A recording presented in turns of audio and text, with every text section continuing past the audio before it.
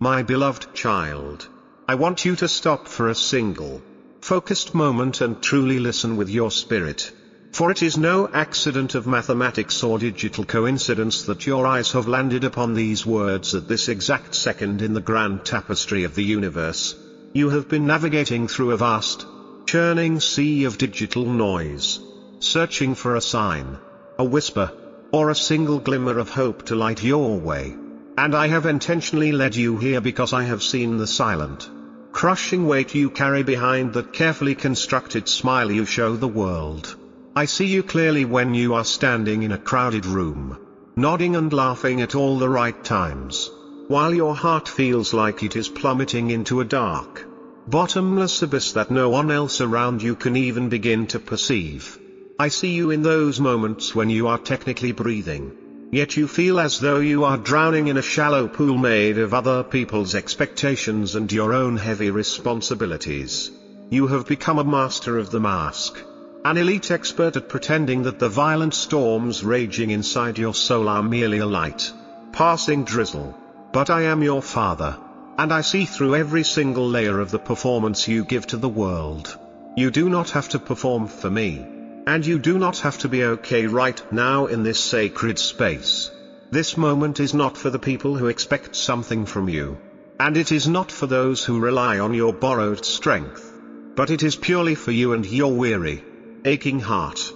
I have orchestrated this divine appointment specifically to interrupt your exhaustion with my supernatural peace. And I want you to know with absolute certainty that the secret battle you are fighting is not invisible to me. I know the sheer, agonizing effort it takes to just move your feet out of bed some mornings when the world feels heavy, grey, and impossible to face. I know the quiet bravery it takes to answer "I am fine" when your spirit is actually screaming for someone to notice you are breaking. I hear the unspoken words that get stuck in your throat, and I feel the subtle tremors in your hands that you hide by clenching them into tight fists. You are here because I want you to finally put down the heavy armor you have been wearing for far too long. I want you to know that your pain is valid, your struggle is real, and your father is standing right here in the thick of the silence with you. This is the start of your healing, not because you have finally figured it all out, but because you have finally stopped running long enough to let me find you. This is our time, and in this sacred space, you are allowed to be completely, radically, and even painfully honest with yourself and with me. I see the profound, lingering weight you carry every single day. And I want you to understand that I recognize a fatigue in you that no amount of physical sleep can ever fix. I see the heavy backpack labeled "I am fine" that you strap onto your tired shoulders every morning before you even take your first sip of coffee or speak your first word. I see the way you carefully check your reflection in the mirror to make sure no one can see the dark shadows under your eyes or the tiny cracks forming in your spirit. Your soul is tired, my child. And it is a specific kind of tiredness that goes much deeper than your bones, your muscles, or your mind. It is a soul exhaustion born from the constant, unrelenting roar of a world that demands your time, your energy, and a polished version of yourself that simply does not exist. I see you giving and giving until there is nothing left inside but a hollow shell. And yet the world continues to ask for more without ever pausing to ask what you need. I know the staggering cost of your silence, and I know the high price you have paid to remain the strong one for everyone else in your life. I see you in those moments when the noise of the world becomes a deafening scream, demanding that you be faster, better, and more successful, while all you really want to do is disappear into the stillness and be held. I hear your soul whispering for rest in the middle of a frantic, busy afternoon. I see your spirit reaching out for a hand to hold when you feel like you are walking through a thick, cold fog where every single step feels like a mile. I know how draining it is to maintain the illusion of being whole when you feel like you are shattered into 1,000 jagged pieces. I see the way you look at others and wonder how they seem to carry their lives so easily, not realizing that I am looking at you with such overwhelming tenderness because I know your burden is twice as heavy as theirs. I know the nights when you lay your head on the pillow and your heart is still racing because you are already worrying about the energy you will have to fake when the sun comes up tomorrow. I see the moments when you feel like a ghost in your own life, watching yourself go through the motions of work and family without any real, spark-filled joy. I want you to know that I am not asking you to be more than you are. I am not asking you to try harder or run faster. I am here to acknowledge that you are weary, and that your weariness is a testimony to how much you have been carrying alone for far too long. I see the tears that never fall and the sighs that you swallow down until they hurt. I know your soul is parched, and I am here right now to offer you the living water that actually sustains the human spirit. The world relies on you, does it not? My child, you have become the pillar, the rock, and the primary person everyone turns to when their own lives are falling apart and the ground begins to shake. You are the dependable one, the one who never says no, and the one who always seems to have the answer, the resource, or the helping hand ready to go. But I see the truth that the world misses entirely. I see that even the strongest pillars can develop deep structural cracks under enough pressure, and even the hardest rocks can eventually crumble into fine dust if the weight is never lifted. You have hidden your pain because you have convinced yourself that your vulnerability would be an unacceptable burden to those around you who need you to be perfect. You think that if you show even a fleeting moment of weakness, the people who rely on you will lose their footing and fall. In your attempt to protect them, you have built a prison out of your own reliability, and now you feel the walls closing in on you.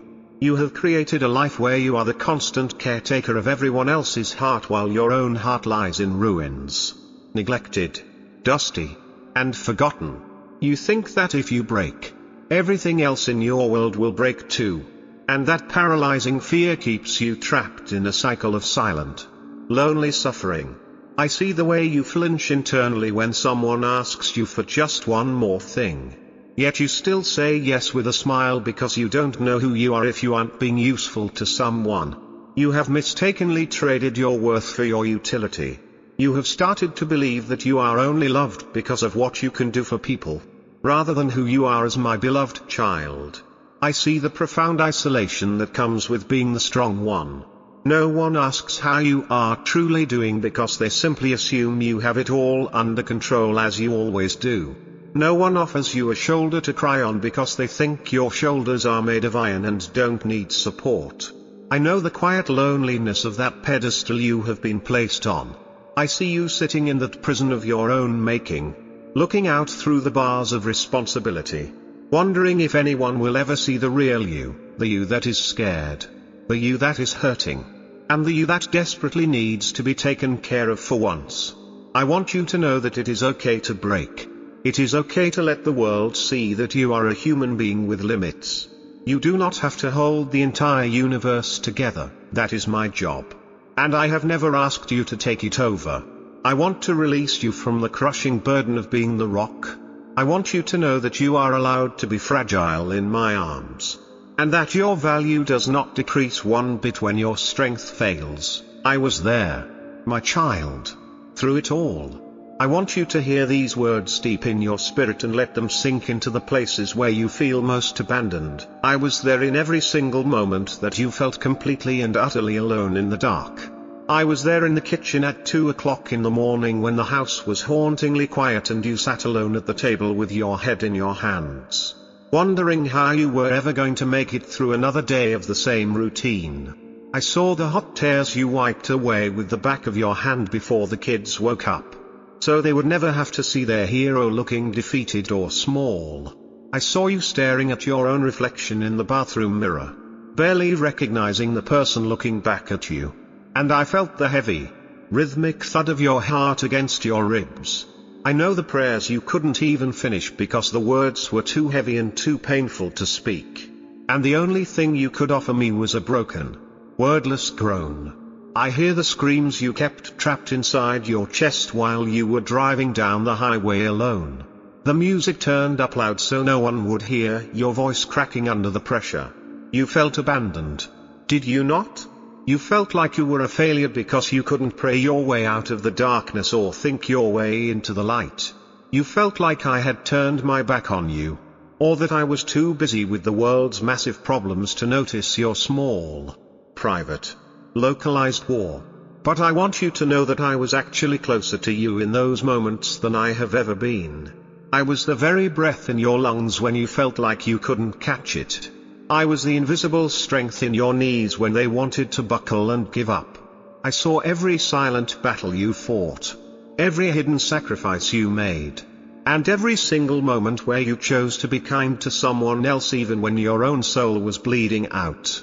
I was there when you felt like a failure because you couldn't keep your house clean, or your career on track, or your relationships perfect. I saw your effort, and I saw your heart. I am the divine witness to the things no one else on this earth will ever know about you. I saw you choose to keep going when giving up would have been so much easier and more logical. I saw you fight for your flickering faith when it was nothing more than a candle in a massive hurricane. I was there, and I am here now, right in this room with you. You are never, ever as alone as you feel, because I have made a covenant never to leave you or forsake you. And I keep my promises even in the deepest, darkest valleys of your life. I want you to think of a woman I have known for a very long time. A woman who looks very much like you might feel at this very moment. She spent decades of her life fixing everyone else's home, mending everyone else's tattered clothes, and healing everyone else's broken heart while her own internal world was in a state of absolute ruins. To every outside observer, she was the golden standard of a woman, a mother, and a faithful friend. She laughed the loudest at the neighborhood parties. She led the community meetings with a steady, confident hand. And she was always the very first person to show up with a warm meal when someone else was in a crisis. She was the person everyone pointed to when they talked about the definition of grace and strength. But there was a secret that only I was privy to. Every single night, before she walked through her front door to face her family and her responsibilities, she would sit in her car for 20 minutes in the dark driveway just to breathe. She would grip the steering wheel until her knuckles turned white, finally letting the tears fall in the one place she felt safe enough to be broken. She was absolutely terrified that if she stopped running for even a second, the pain would catch up to her and consume her entirely. She lived her life as a project manager of other people's happiness, thinking that if she could just make everyone else okay, maybe she would eventually be okay too. But one day, the weight simply became too much for one person to carry. She didn't have a dramatic, public breakdown, she simply stopped. She sat in her car in that same driveway, but this time, she didn't try to stop the tears or dry her eyes. She didn't try to fix her makeup or put on her I am fine face before going inside. She sat in the absolute stillness and she finally admitted to me in a whisper, "I cannot do this anymore." She stopped trying to fix her life, and she started trying to simply be in her life. She stopped performing for an audience and started participating in her own slow healing. That was the day the real work of restoration began. It wasn't an overnight miracle that changed everything by morning, but it was the day she realized that she didn't have to be perfect to be loved by me. She learned that my grace was more than sufficient for her weakness, and that her in the car moments were actually where I was doing my greatest, most delicate work. She found that in the stillness, she could finally hear my voice, and her healing began the exact moment she surrendered the need to be the hero of her own story. There are other layers to this battle you are fighting, my child, and I want to speak to them directly because they are the subtle thieves that steal your joy in the middle of the night. First, I see the exhausting trap of comparison that you fall into every single time you pick up your phone and start scrolling. You are looking at the highlight reels of other people's lives, the filtered photos, the celebrated milestones, the staged moments of perfection, and you are comparing them to your own messy, unedited, behind-the-scenes reality. It is a rigged game, my child, and you will never win it as long as you play by the world's rules. You are judging your internal, complex struggle against someone else's external, curated performance. and the shame that follows that comparison is a poison to your spirit. You feel like you are somehow behind, or like you are failing at a life game that everyone else has seemingly figured out. But I see the truth behind their filters too.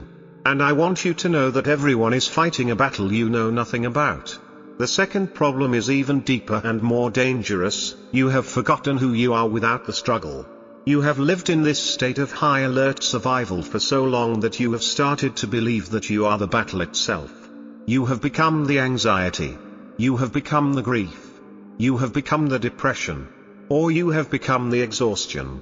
You speak about your pain as if it is your given name. But I want to remind you that you are not the war, you are the one the war is being fought for. You are a precious human being, not a project to be managed or a problem to be solved. You are my child, created with intention in my image. And your identity is rooted forever in my love, not in your ability to overcome your current circumstances. You have lost sight of the person I created you to be because you have been so incredibly busy just trying to survive the week. You are not defined by the battles you win or the ones you lose. You are defined by the fact that you belong to me. I want to gently peel away the labels the world has stuck on you, the stressed label, the divorced label, the unemployed label, the sick label. Underneath all of those heavy things is a soul that is precious, beautiful, and worthy of deep rest. You are a person, not a set of symptoms or a list of failures. It is time for you to reclaim your identity from the hands of the enemy who wants you to believe that you are nothing more than your current, temporary pain. Listen very closely to what I am about to tell you now, because this is the pivot point of your entire journey. The answer you have been searching for is not in the loud shouting of the world, and it is not in the frantic, loud demands of your own worried mind. The answer is in the whisper. My voice is often a very quiet one. And if you are always shouting at your problems or running away from your fears, you will inevitably miss what I am trying to say to you. I want you to know that your blessing, your breakthrough, and your ultimate answer are closer than your very next breath. You have been looking at the far horizon, waiting for a grand ship to come in, but I am already standing on the shore right next to you. The breakthrough is already at the door of your heart, and I am knocking softly. But you have been too busy fighting the shadows in the room to hear the sound at the door.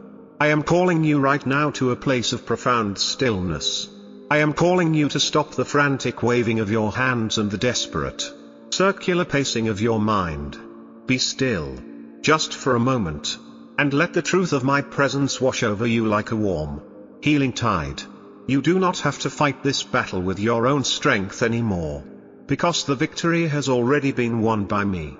I am the God who goes before you to clear the path. And I am the God who stands behind you as your protective rear guard.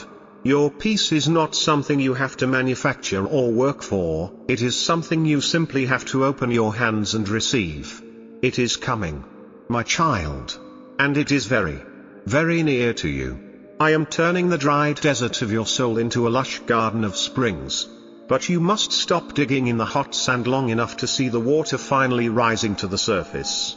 Your answer might not look exactly the way you expected it to look, and it might not come on the precise timeline you demanded. But I promise you it will be perfect, and it will be exactly what you need for the next step. Trust that I am working tirelessly behind the scenes of your life, weaving together the messy threads of your pain into a beautiful tapestry of purpose. The light is beginning to break through the dark clouds. And though the night was long and cold, the morning is finally here.